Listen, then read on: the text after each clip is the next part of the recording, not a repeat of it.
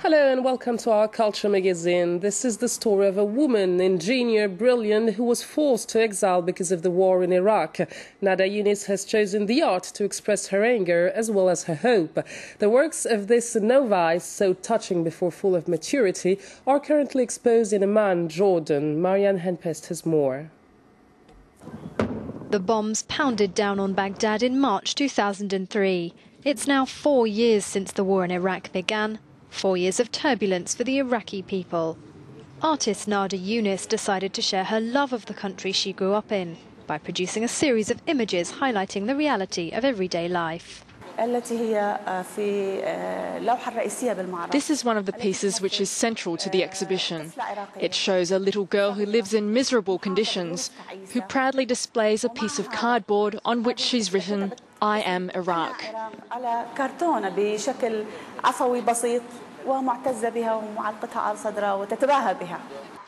The message inspired Younes.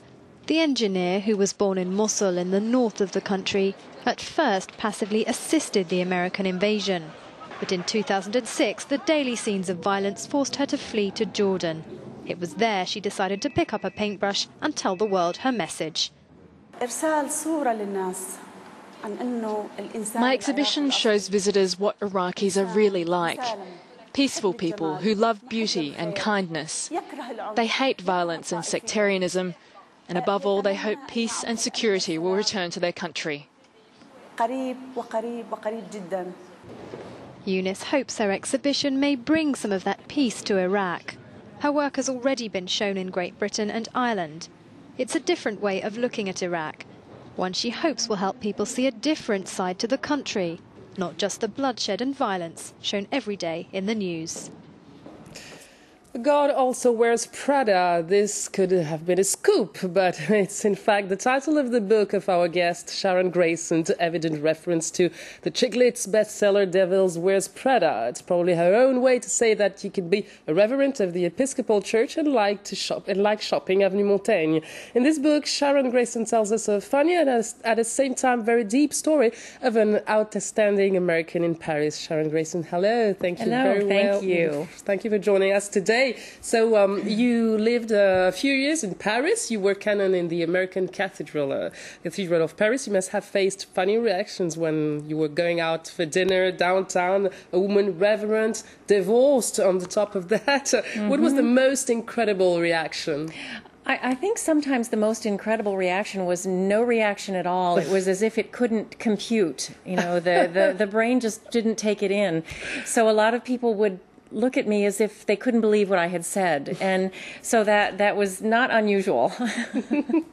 So you arrived in France a few days before the 9/11 attacks, which happened exactly 6 years ago. Did you have the feeling that religion has become a more sensitive subject than before the attacks? And it has changed, not necessarily because of the attacks, but because people were so moved, they were frightened, they were shaken. They sought out churches in droves. People that might not have suddenly discovered, I need to go someplace where I can find comfort and where I can find maybe some answers. And how do I understand this? And so it brought people back to church in the United States. And in many ways, it's not necessarily stayed that way. And the debate between faith and politics has certainly been tense and changed a lot since then. So you tell life in the American Cathedral when you were canon here, and life was sometimes like a soap opera. you said, for instance, there is a star, yes. Olivia de Havilland, yes, who played, who acted Melanie in Gone with the Wind. Absolutely. And in what circumstances did you meet her? I met her shortly after I arrived. I knew she was there, so it wasn't a big surprise, but but we were having a big gala in support of the cathedral, and I knew she was going to be there, and I arrived, and I was trying to be so, so cool and so organized about it, and I saw her, and I practically threw myself at her feet and said, "Miss Melly, I named my daughter after you."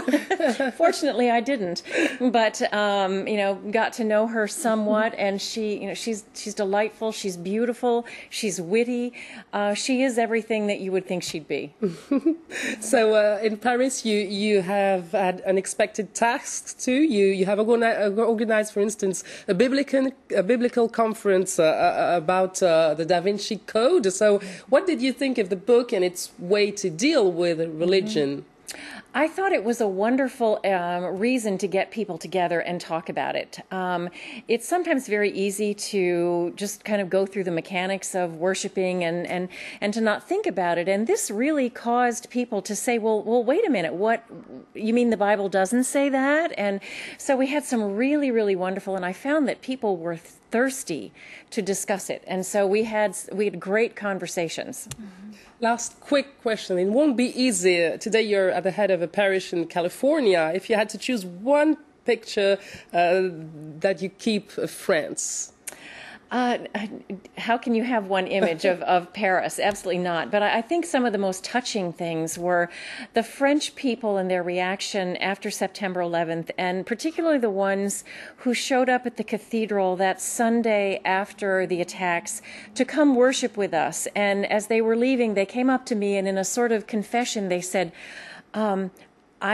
I'm French, and I'm not from this church. I'm Catholic, but I had to come and be with you today, and it was an incredible expression of solidarity and friendship. People told you, I feel American. Yes, they said, today we're all American. Thank you very much, Sharon Grayson, for being our guest today. Sharon Grayson's books, God Also Wears Prada, is published in French in the Presse de la Renaissance, and soon to be published in English too.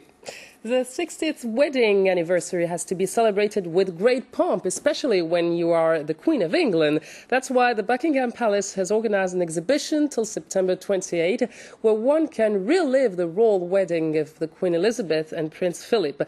Everything is there, from sketches of the wedding dress to more or less exotic gifts.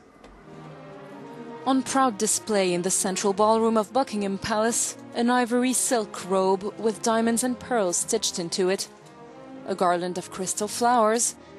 It's the palace's first retrospective look at the marriage of the Queen, almost 60 years ago, on November 29, 1947.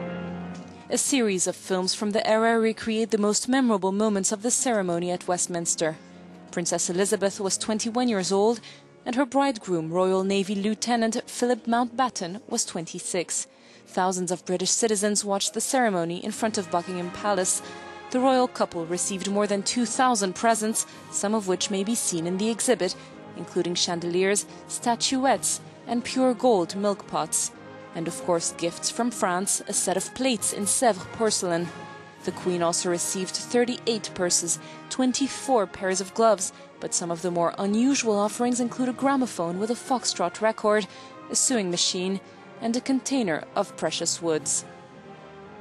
That same year, Britain had to ration food in the wake of World War II, and the couple also received food as a gift. The government of Queensland sent 500 cases of tinned pineapple. There were also tins of crystallized fruits, of salmon and other food stuffs. For example, even the ingredients for the official wedding cake were sent by the Girl Guides of Australia. All the food was distributed among Londoners, but the jewels have stayed at the palace.